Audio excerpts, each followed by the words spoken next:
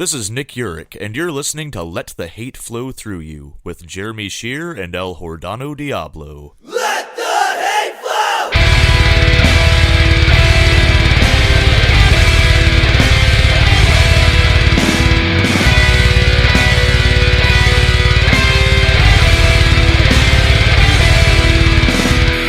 Available on the Lousy Weather Media Network.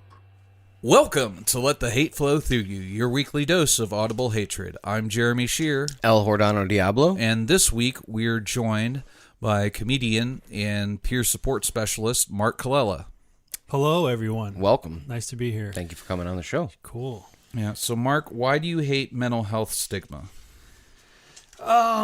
It's the part I don't like about it is that,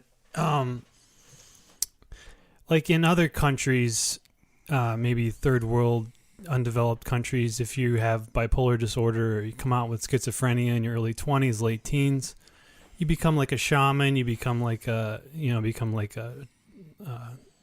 what's it called? Like a healer, of sort for the village or whatever.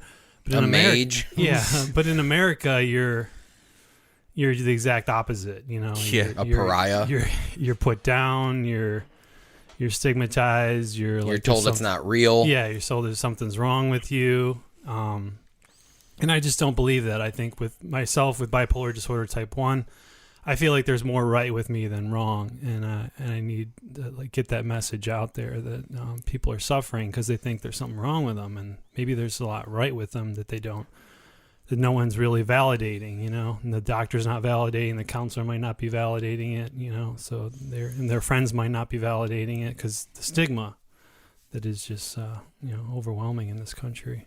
Well, the last time that we did an episode like this, I had just started taking meds, and over the course of the last couple years, I've been seeing the same general practitioner for years. My therapist was in the same building as him. They were friends, they were colleagues, so I went with her to do therapy, and then that wasn't working, so they started switching up my meds. And this is like a 2-year process, and I see a psychiatrist once every 2 months, and we've actually really nailed down where I think some of my, I have really bad anxiety, where that comes from. And it comes from being, what I presume, and she agrees, from the way I was raised religiously. Mm-hmm. That, they put fear and stuff into you, be it Armageddon or, paranormal demons or whatever bullshit they're feeding you. And I'm starting to now feel some of these symptoms alleviate, because I'm getting to the root of the problem. So a lot of the stigma associated with, mental health in this country can be traced back to religion, I think. Because, you've been cursed by the devil. Yeah. And then maybe Big Pharma took that baton and ran with it. Yeah. So to speak. Well, I mean, because they could make money at it. They can absolutely make money at it. It's ridiculously expensive to be on the medication that I'm on now. Yeah. So it's, I had to go through a whole fight with my last visit because of, they cut my Medicaid. That happened. So I thought that I was eligible for my company's insurance, and they're like, no, as a matter of fact, not for 2 more days, but I need this now. Oh. So it became a whole thing. But you're so bipolar is disorder for you. You think it's, there's more right with you than wrong. Can you go into that a little more? Yeah, I think it's for me, I don't know, this is just for me speaking. I think it's a gift actually, because I've had 8 hospitalizations in 26 years. And each time I had a manic episode, I think more of my ego was going away. I was able to kind of evolve with each manic episode, if that makes sense. Yeah. You make less mistakes. You progress a little more spiritually each time, I think. You get kind of closer to that source or whatever is in your, in your life that's good. that's been the case for myself anyways. I can only speak for me, but like I think there's other people out there that would resonate with my story.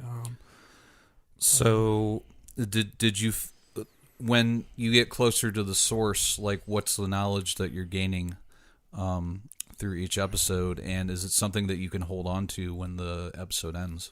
Yeah, I definitely think you can hold on to it, and it's just an amazing feeling to go through a manic episode. I think it's, for me anyways, it's you're so alive. You're seeing all these synchronicities in your life that maybe are there and you're not seeing them normally because you're not focused on them. But when you're in a manic episode, it seems like you're more focused on those synchronicities, and they kind of like really get you going in life and get you really interested in what's going on in your life, and really kind of open the doors up. What I found with my experiences is I find it less to be synchronicity and more that I'm able to see patterns. Okay. So that when and that's when I kind of know that things aren't going right up there. Yeah, I can confirm that for you, like, because the last couple years when that stuff starts to happen, you say this is happening, and then you'll say, and then this will happen. You know, like, I'm not going into your shit, but like I've heard you say that before, and without fail, the things you said are going to happen. Yeah, because I'm seeing like the it's not just the patterns of behavior. It's when I'm like picking out like this thing is happening. It's, but I see it as a pattern as relating to something else, but it's not necessarily related. Where I'm seeing patterns where there aren't. Okay. And that's when I kind of know it's like, oh, this is like, all right, I need help. Is that kind of like the Beautiful Mind movie? Like you're seeing connections that aren't like in reality, or? Yeah. Like it's not. It's the connection is loose. It's there enough to where if I explained it, it would make sense. Okay. But in reality, it's like this isn't really related. Mm-hmm. You know what I mean? So it's kind of like a conspiracy theory that I've like formed in my head. Okay. And so exactly like A Beautiful Mind. Yeah. But it's it's things that also with my experience with psychedelics, it's like similar shit happens. Okay. Where it's like patterns start to emerge where there actually aren't. So it's I'm interested to know more what you mean by the synchronicities that you're noticing. It could be something like when you're in the hospital and maybe they've got say this is just an example that I like to use. They've got the Matrix playing on the TV for some reason. They would just say they're just playing that, and then they're at the scene where he's being offered the red pill or the blue pill, and then at the exact same time you might be at the nurse's counter and she might be offering you 2 pills, red pill and a blue pill, but you have to take them both. Mm-hmm. So it's kind of like stuff like that, but it's almost constant. Like you're just seeing, like I was born on March 3rd, so I might see 33 all over the place. I might, see somebody. My mother was born on March 3rd. Oh, cool. Excellent. Another Pisces. So stuff like that just constantly occurring, and it's just like, it's so engaging to your life. And you're just like, you're so connected to everything, and you just feel like they're putting these things in front of you, so you notice them and you can feel good about them, like inside, you feel connected. Like almost reinforced. Yeah. Like they're saying, hey, we're here. The spiritual realm is like, the veil is like thinning. When you're in a manic episode, it feels like it's just really thin. Yeah. And you can connect with something that's you don't normally connect with. Yeah, I've definitely experienced that. Yeah. I just, I'm at the point in my life where I can't like have that veil dropped. Mm-hmm.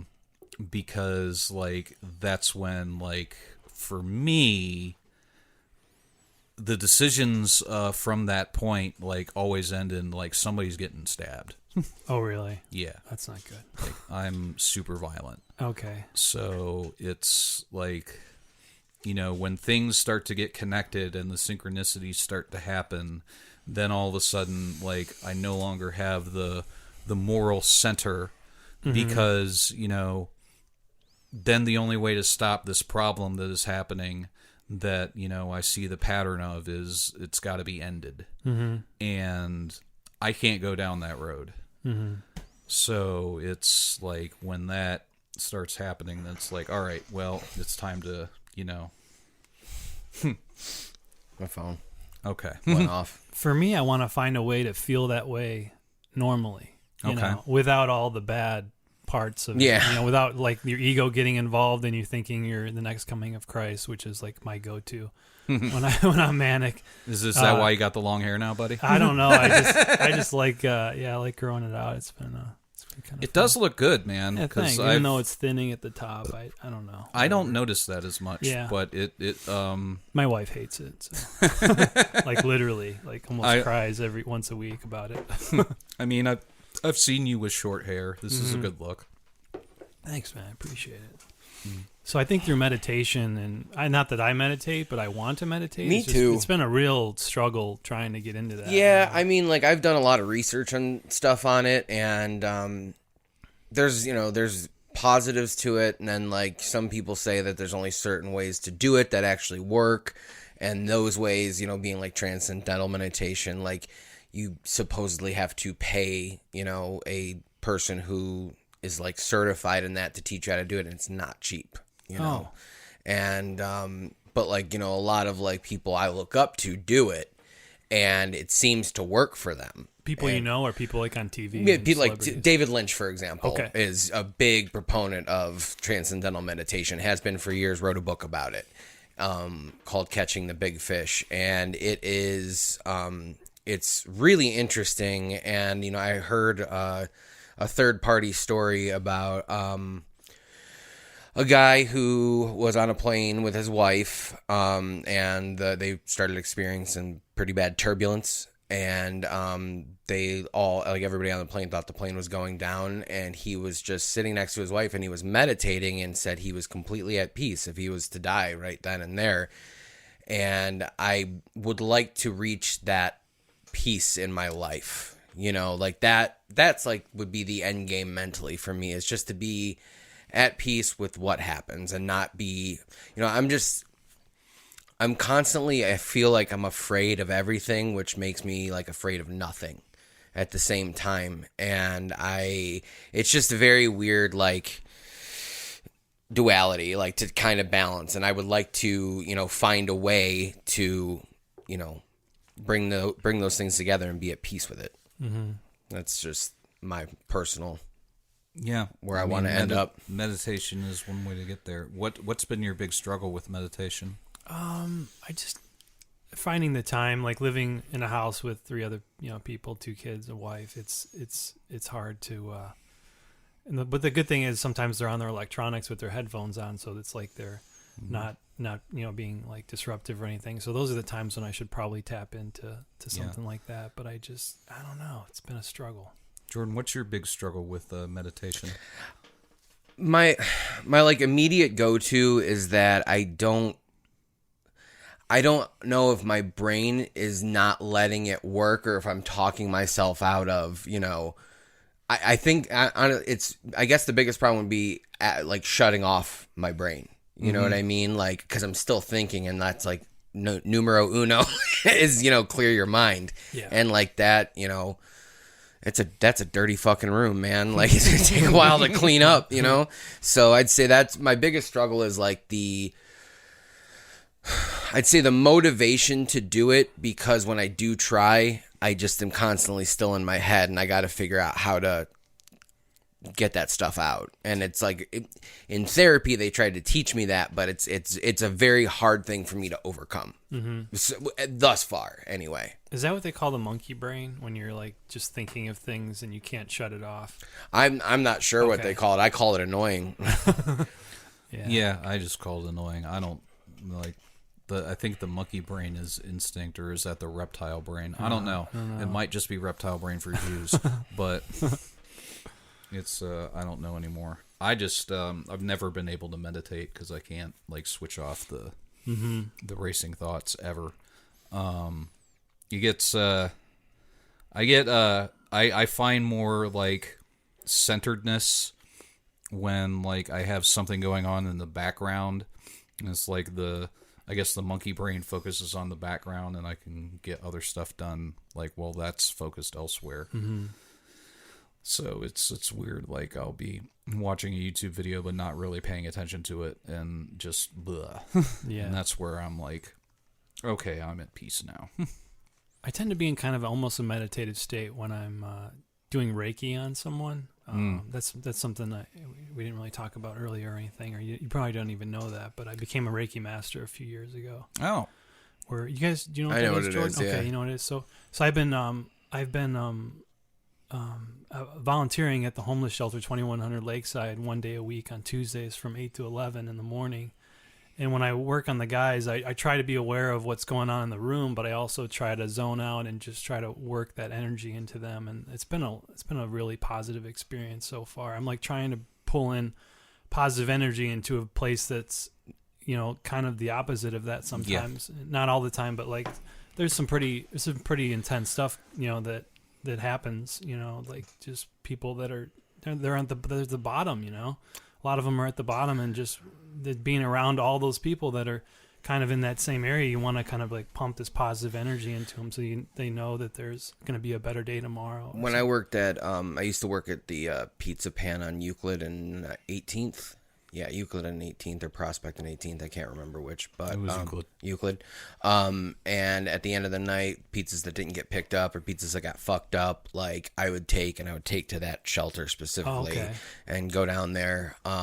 And my boss was like, "Don't do that. Then they're gonna come up here, you know, wanting free food." And I'm like, "No, you weren't there, asshole. Like they were appreciative that someone thought about them to bring them something. Yeah. Like they're not gonna come bother you." You know, and I wasn't there very long, but even after he told me to stop doing it, I'm like, no, we're going to throw it away. Like that's a complete waste. Yeah. And whatever. Well, it's also that like they're not going to come by because like, you know, nobody's allowed to leave the spot like after a certain time. Mm-hmm. So by the time you're closed, they're not going to come and look for pizza. Right. That's like not how the homeless shelter works, I don't think. So, are you also providing like pure support services at the homeless shelter, like trying to get people in the system, or? No, I strictly am there as a volunteer and doing Reiki as a Reiki practitioner. Yeah. So how is your new outlook on your bipolar disorder affected your work as a peer support specialist? I think it's been a positive one. I try to share as much as I can with the member that I'm working with, as far as like, you know, my thoughts of it not being necessarily a bad thing, and them, you know, being supported along the way is always great. I don't know. I'm just kind of, I'm having like a blank out in my head right now. It's difficult to kind of connect like the day job with the this, you know what I mean? Yeah.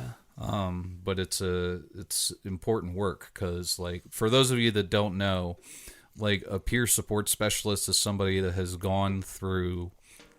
There's people for substance abuse and there's people for mental illness that have gone through like, you know, an illness or an addiction, and they're there to help kind of like guide somebody through the process of getting help. Mm-hmm. And it's when it's available, it's a wonderful resource, and it's also a very difficult job because you have to maintain some boundaries with your clients, and that gets hard when you're empathetic.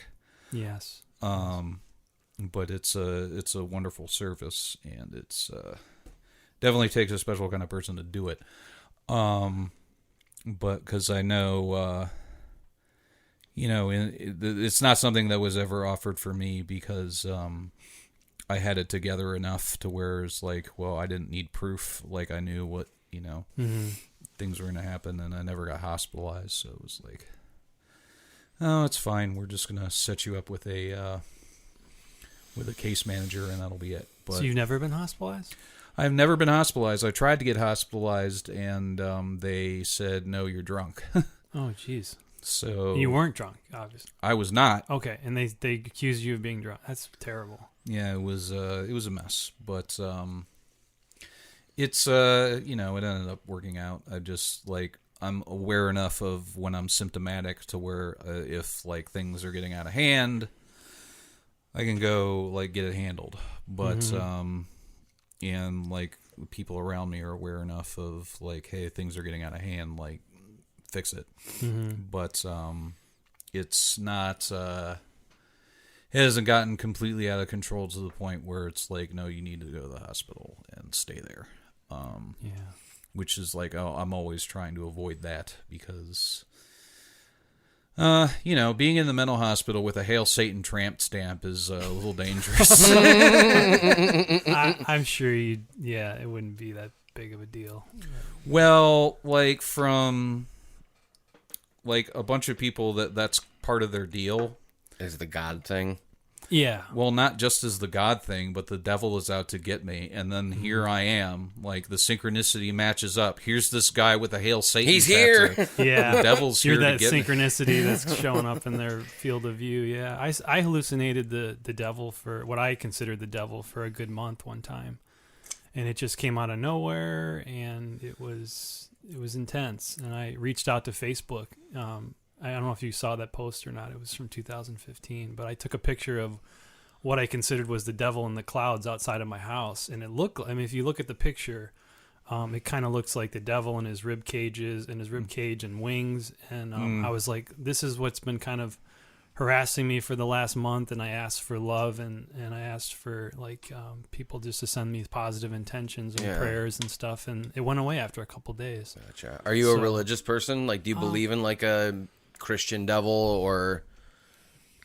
I mean, seeing it for a month, I believe it's real. I Sure. believe it's there. And I believe, people can have a connection to it just like I can have a connection to a higher power. Sure, yeah. So I think there's definitely that good and evil in the world. And that's kind of how I've always like, since leaving like the religion I left, I don't know if there's a creator or not. I don't pretend to know. My personal thoughts, like I do believe that there are a positive energy in this, a very positive energy in this world, and a very negative energy in this world. And I feel that they glom onto certain things and can manifest themselves in certain ways. I absolutely do believe that. That's kind of like, for me, the most rational explanation of the supernatural to me.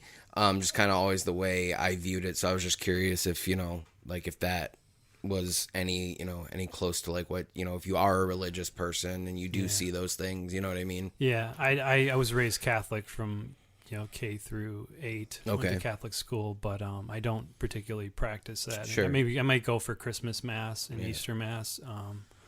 Because I'll be visiting my mother, and she's Right. very staunch Catholic. So, it was an intense month of my life. Everywhere I would look, I would see it. It would be morphing. One day, it was in my computer screen at work, and I had a couple. That's the fucking worst when I had they a start couple popping boxes, up in the I had a couple boxes open on my computer, and it was in one box and kind of becoming larger and larger, and then it wouldn't like transfer over into the other box. Like it was in one part of the screen but not the other, and it was mess. And that's when I like threw out the towel. I went to like St. Mary's in Painesville, and I said, look, I'm experiencing this, and I think it's like is there a way you can do like a, what is that called when exorcism or something? I was like seriously, I was like I need some kind of like spiritual intervention here, and he was like, no, I think you need to go to the hospital, Mark. So that's where I ended up, and I was kind of bummed out. I was hoping for some kind of spiritual intervention, but it didn't happen. So yeah, that's usually when I'm like, all right, like, because that's why I went to get back on meds, is like the computer screen hallucinations started again. Man. And We were supposed to record that day, and he texted me, like I had not heard from him all day, and that's not. And then our producer back there, Paul, hit me up because like I had canceled because I wasn't feeling well, but that was in the morning, and he seemed to be okay at that point. He was like okay, and then I got a call from our producer and was like, hey, are you guys like okay? Blah blah blah. And I was like, what do you mean? I was like, I canceled early this morning. Did Sheer not talk to you? And he's like, no. And it's not like him to not get in contact. So I messaged him immediately, and he was like, "Hey, I'm hallucinating. Tell the others." And it was shortly after that you went back and got the meds. Yeah, it got bad again. I thought that I could handle because it was only a couple of days at a time, but it was it turned out to go on for a week or so, and it was like, all right, I can't work. Yeah. If portals to another dimension are opening up in the goddamn spreadsheet, then I can't fucking work the goddamn spreadsheet. Yeah. I can't go into that portal right now. I don't have the time. I went for a walk the day before that, also in Painesville, where I was working at the time, and I saw it in the clouds, and I thought it was going to send down a lightning bolt and just end me right there, because it was I was going to point it out to other people, but it was like when you're in that kind of, or I was going to take a picture of it, but when you're in that state of mind, you're like, you're not thinking about, I want to prove this. And I thought, if I prove it, then I'm just giving him more power, giving the devil more power. And I don't want to do that. I would rather do the opposite and make him feel, less real or whatever. But it was intense. I would look up at see it in the clouds there, and it was there'd be clouds swirling around it. And I was just like, oh my gosh, what is they're just going to end me, man. It's going to send down a lightning bolt right now and just be done with me or something. But when I first went through detox, there was a little imp that would sit on the back of the couch that I was staying at and laugh at me and shit. Oh no. Yeah, it was but it wasn't I couldn't try to prove it to other people, because that, like you said, that's not your first instinct. No, it's not. First, this has to go away is the first instinct. Yeah. So I didn't know it, and then Stephen A. Smith started talking to me through the TV. Who's really? That? Who's Stephen? Sportscaster. Oh, okay. Yeah, he's the angry sportscaster.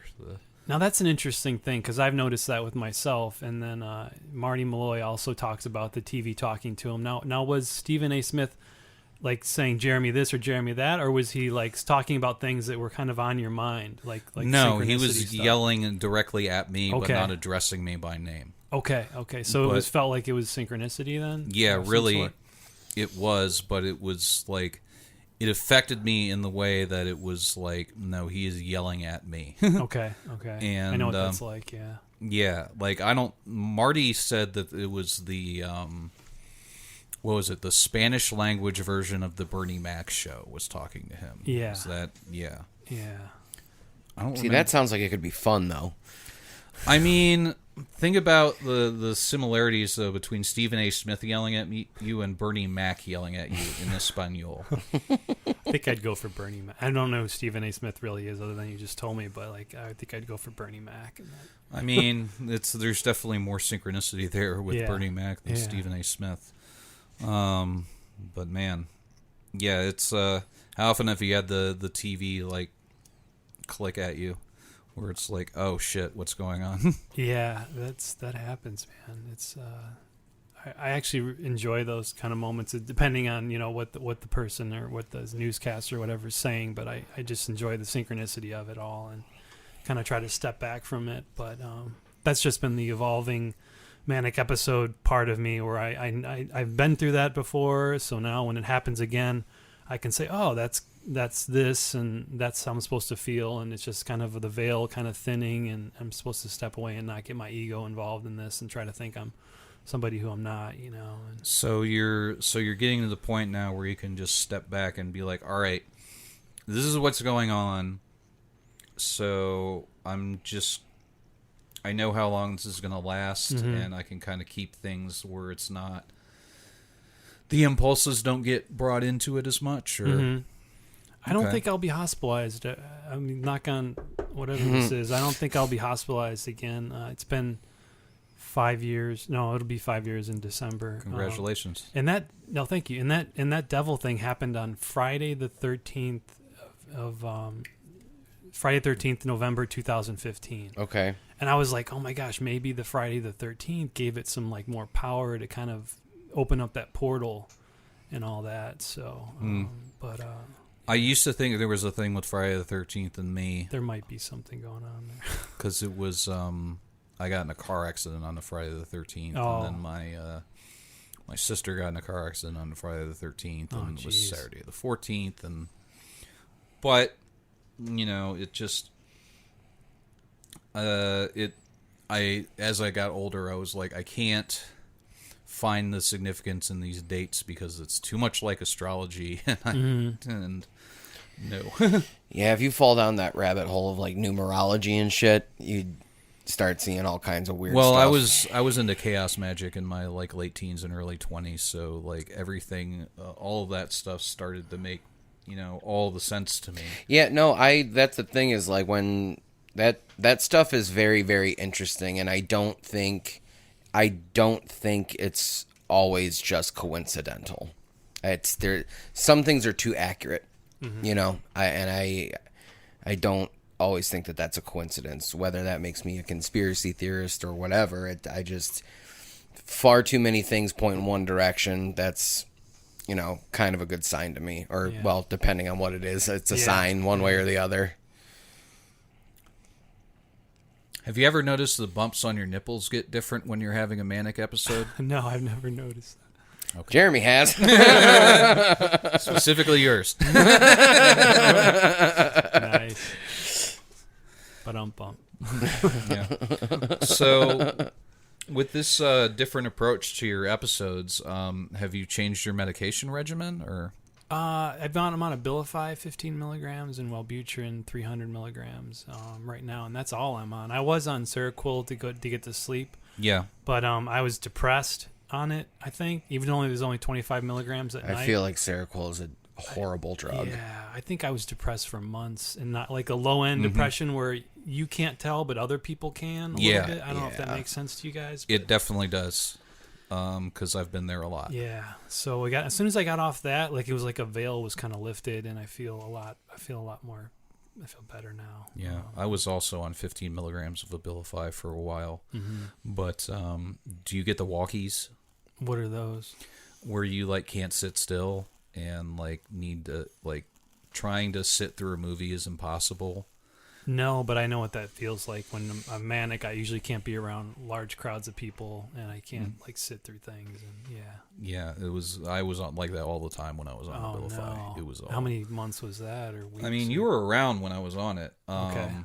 Because it was when I was living with Tim. Okay. That's when I was on Abilify. Okay.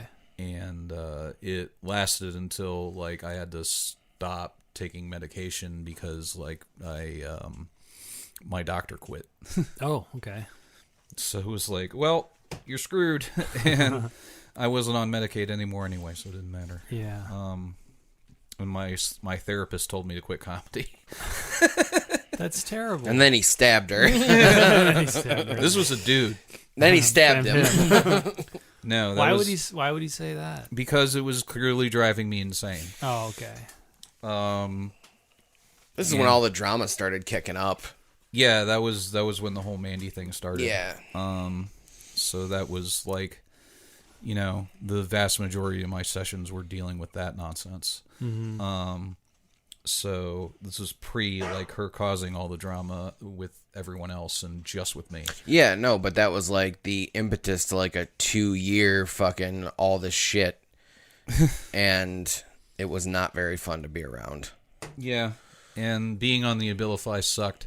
But they put me on Inderall to go with it to try to cut out the walkies. What's Inderall? It's what they give like public speakers who have like stage fright. It's what they give them like about 20 minutes before they go on stage. It regulates your heart rate. It's like an anti-anxiety med, but it's not a benzo. It's a beta blocker. Yeah, beta blocker. I used to take a half or a quarter milligram of what's it called? Propane. Ativan before I would go Yeah. up. Yeah. I remember. I would pop a little tiny Ativan before I go up. I don't remember. Ativan's a benzo. Is Ativan a benzo? Yeah. It is? Yeah. Okay. It was such a low dose. 0.25, I think. They say the name of it in The Departed. That's why I always knew what it was. Love that movie. It's my favorite. I think... Yeah, lorazepam. Yeah, so when he goes to her... so when he goes to her office and she's like... you fit the model for drug-seeking behavior. And he's like, why don't you give me a bottle of scotch and a handgun? Because she hands him 2 pills. And he's like, why don't you hand me a bottle of scotch and a handgun so I could blow my fucking brains out? And then he's walking out. He goes, think about if that was an illegitimate threat, hotshot. So she comes out and follows him. And she's like, here's a prescription. He's like, what's this? And she's like, it's a prescription for 20 lorazepam. And then, like, that's how I learned about, like, because I asked my dad what it was. And he was like, it's kind of like Valium. Okay. You know, Okay. so. Yeah. But longer acting. Yeah. Valium's like for short bursts of anxiety. So, like, yeah, because the lorazepam, I actually, like, I was going through it one night, so I got a hold of my neighbor because I knew he had some, and I, like, took a couple of them, and, like, nothing. I was still, Really? like, way up, and I was like, no. shit. Yeah, because that's the problem. Like, when I'm up, like, that shit doesn't work on me. Yeah. Need like a sedative. I need to just go away, basically. But the last, like, big episode I had lasted a week. I fortunately had some, like, high grade medical marijuana, and that finally knocked it out of me. There you go. But that was I can't do that anymore. It does weird things to my brain. That's why you got to eat it. I tried that. It still does weird things to my brain. Fair enough. I, like, you know, I've been self-medicating for God knows how long. So it's not like and like when you're going in for meds anyway, it's all guess and check. Yeah. That's So very of course true. I guessed and I checked. I was like, I feel like garbage. Maybe I should try this edible marijuana. Nope, I feel worse. Well, that's no longer an option. So Yeah. it's just what it was. You know, I did the deal. I don't recommend, like, especially, like, pot can get fucking dangerous when you're crazy.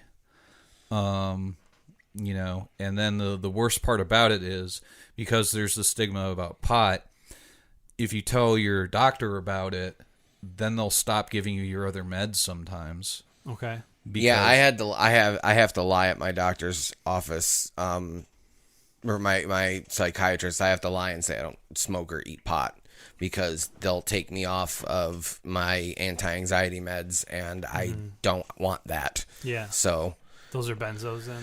yeah, I'm on. They've weaned me down. I was on a full milligram of Klonopin 1 to 2 times a day for, what would you say, a better part of a year. And then once I started seeing my psychiatrist, she was like, I want to wean you off of these. So she'll write me now she writes me like a handful of full milligrams, and then she'll write me a month's supply of half milligrams because she wants me to, but things have been getting better for me. So it's like, things are starting, like, I'm actually on like a mental health upswing right now, which is good. Yeah. So I don't want to be on stuff forever. Not that I think that there's anything wrong with it, but if I don't have to be in the future, and I'm still working through these issues, like once we get to the, end game of it all, I'd like to be able to live my life without being on medication. But if I have to feel the way I do now, or the way, I'm going to feel, like in a positive way, I'm okay with that. Like that's for the longest time. I've talked before on the show about how for the longest time I was like against being on pills, and for mental health, like, oh, I don't need that, there's nothing wrong with me, blah blah blah. And then I finally just gave in, and I was like, look, I'm ready for help. That's what I told my doctors, like, I'm ready to be helped. And so it's been a couple years now, and it's gotten rough. It's had its ups, it's had its downs, but like I feel like I'm reaching like a new height where I'm like, okay, now I can kind of see the plane and like what I'm working with right now. There's still weeds to get through, but like I'm starting to feel a lot better than I have the last couple years. Oh, so excellent. Yeah. Is that like an end game of yours to one day like cut meds out, or have you just accepted that this is part of your growth, is that you need this medication to be to just be a whole person? I think family and friends kind of influence you to stay on medication. At least that's my case. I would like to be weaned off of all of it eventually. I don't know when that end game is. I could be older, a lot older. I don't know when that day will come, but I want to do the work. I want to do the meditation. I want to do the yoga. I want to like do all the things that I can do in physical activity every day, like to keep, because physical activity and mental health are like totally related. I think they are, and that's a big issue. Is like I need to be more active. Like even if I'm not feeling like super depressed because I'm just laying in bed chilling out watching TV, like there is definitely something to getting out and getting started and being around people, not even talking to anybody necessarily, but being there. It's, if you lock yourself in a hole for too long, you then become too afraid to leave it, you know? And in my experience anyway. Well, it's easier for you to go out and get some physical activity every day because your titties don't jiggle when you walk. So, thank you. I think. On the other hand, it's like watching Baywatch. Honestly, I confuse people's sexuality with every step. It's no fun. But yeah, I keep having people say that it's like getting exercise and physical activity is a good way to keep, up. But, when you're like me, a sedentary slug, that's the moments where I'm at peace or when I don't have to do anything. Yeah. It's difficult to get from there to like, I'm going for a stroll in a neighborhood where I've been robbed before. No fear. Would you ever do like a yoga class or something? Please say yes. I think doing yoga in a class setting is not for me because I don't like people. So either a one-on-one or do it on a video at home. Yeah, or something. basically. Yeah. Okay. I don't like going to classes. I don't like group therapy. I just anything where I'm like, having to learn something with other people that is completely turns me off. In order for me to exist in a group, it has to be like, these are people that I know and trust, and like basically like either working with Jordan and doing this podcast or doing sad boy stuff or doing ad hom stuff. Like that's it. Other groups, it's like, go fuck yourself. I want no part of that. Yeah. That's the thing with recovery. It's so individualized. Like what works for Jeremy might not work for me, and what works for Jordan might not work for me, or vice versa. Right. So it's like a snowflake, It's absolutely. So you got to find your own balance. Yeah. Yeah, and that's something that they don't really like. It's hard to get that across in the mental health system because you try to put everything into a box because like this has to work, on X number of people for it to be a thing, but not everything works. EMDR might not work for everybody. That was my issue with therapy. I was like, I'm trying these things, I'm doing these things you're telling me to do, but it's not working. I don't feel better. I don't feel like I'm coping more. And. It was just, okay, well, we'll try this. I'm like, none of this, I just need someone to talk to. You know what I mean? Like, that's what I'm here for. Yeah. And I loved my therapist. She was great, but I just don't see the point in seeing her anymore. I'll just see my psychiatrist, you know, and my GP when I need to. So, I've gotten to a place where, I've accepted like how, I don't know exactly how my brain works, but I've accepted that, it's maybe a little off kilter from what we would consider quote unquote normal, but I'm okay with that because it's not just me. There are people like you guys that, we can sit here and talk about this shit and hopefully it makes somebody else feel better. Yeah. A little more at peace. Like, oh, I resonate with that, The connections are being made, believe me. It's the Crazy People Network is alive and well. The CPN. Yeah. Well, you're very aware of the Crazy People Network. I mean, you're a part of it. Have you seen Marty's new logo? I have. Okay, yeah. Where it looks more like him. Yeah. Who did that? Do you know? Who I did have that? no idea, but Yeah. it was pretty good likeness of him. Yeah, it's. I like it a lot more than the other one. Yeah.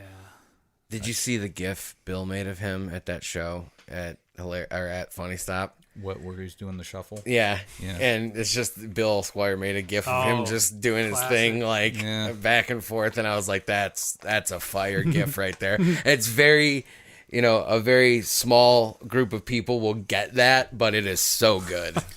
Yeah, I did the Stan Pyatt benefit, and Bill brought Marty.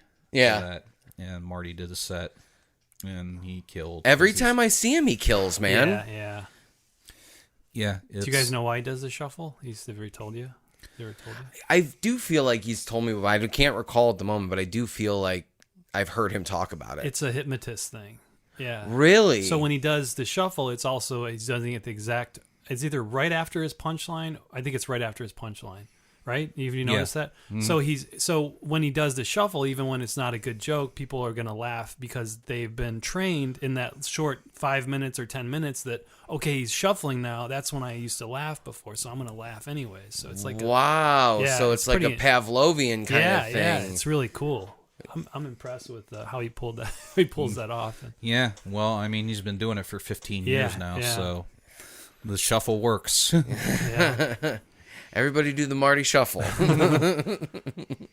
Boo! So the Stan Pyatt thing was pretty good. The show.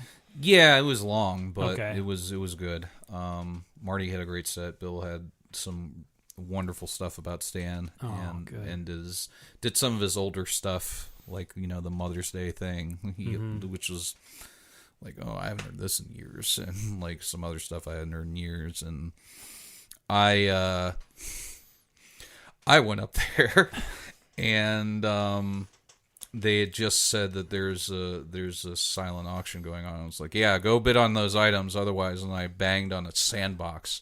This is where Stan's going. Oh man.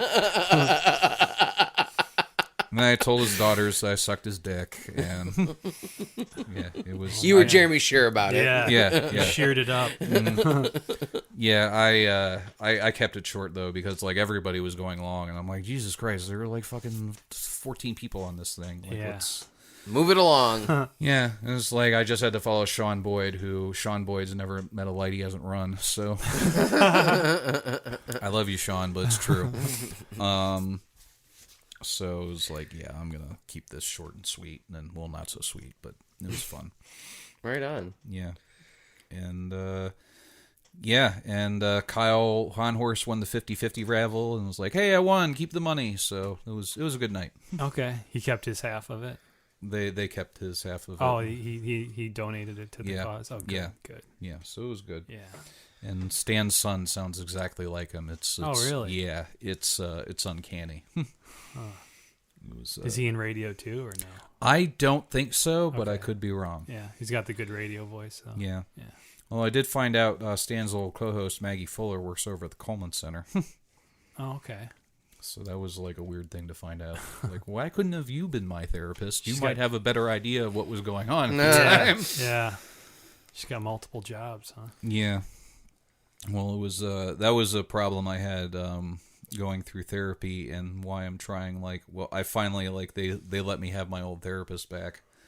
Because it's like I hate having to explain this shit to people over Yeah. and over Yeah. and over That's again. the worst. again. Yeah. Yeah, especially when it comes to like comedy shit. Because like I'm gonna have to reintroduce you to why like I can't do these things that you're telling me to do. Yeah. It's stupid.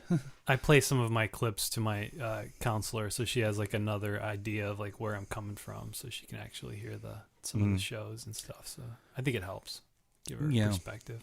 I like my counselor like found me on the internet, and it's like I don't really have any good clips on the internet aside from the that show that we did. They did another one. Remember the thing we did, the Happy Dog with the Derek Hess people acting out? No. That was back in 2016. Oh yeah, I have a poster at home that my wife framed, so I should know what you're talking about. I didn't. Yeah, they did another one at 78th Street Galleries the next year, so I put that set up because it went really well. But unfortunately, it's when you're taping something and they don't get the sound right. Yeah, it was another situation like that where it was like you can't hear the crowd laughing. But I was killing. I was there, but you can't tell because the fucking camera has a shotgun mic and it's at the front of the crowd. Well, like when we did my fucking roast, and there was so much good footage, and it is all gone. All gone. Yeah, that's just how it goes sometimes. So, Mark, where can we find you on the internet?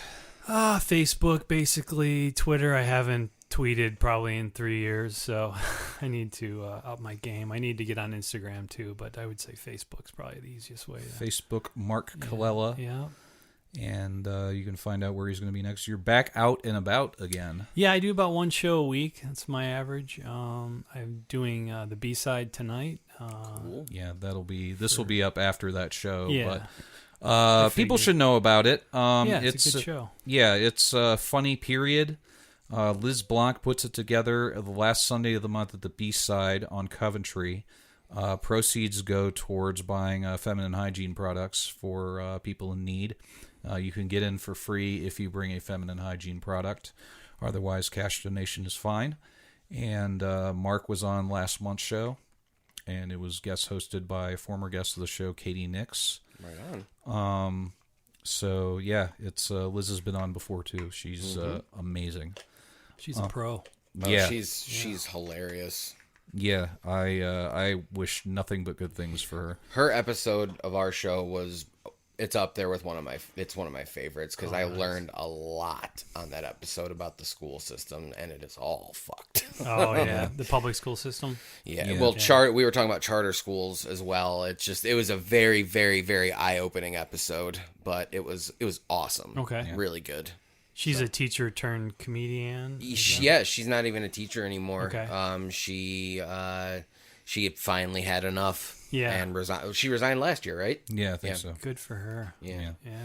She's a good egg, and this is a good show. Mark's about to go do it. So, Jordan, I don't think we're going to find somebody that hates mental health stigma as much as Mark Colella. No, there is another. I won't apologize again. I'm a repeat offender. You can see right through my skin. I don't care about making mistakes. I keep setting up and falling on my face. Feed me numbing agents. Drag me to the ring. Another discharge may burn. Diagnosed in drunkenness. I keep my bruise and my brain and down to the punches. And I was meant to take. This has been a Lousy Weather Media Network production. Find new episodes and archives at lousyweathermedia.com.